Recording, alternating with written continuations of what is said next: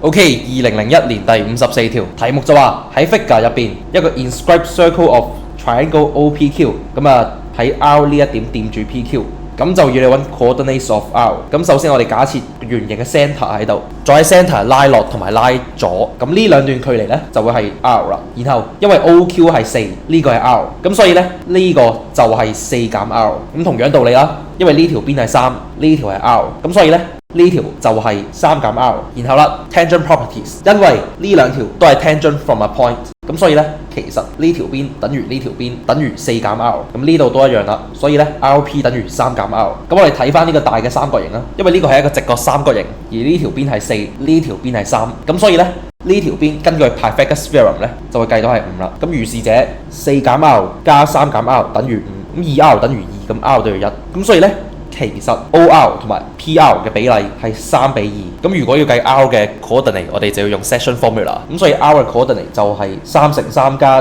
2乘0 over 3加2，即係5逗號3乘0加2乘4除5，咁就會等於9 over 5逗號8 over 5。所以答案就係 C 啦。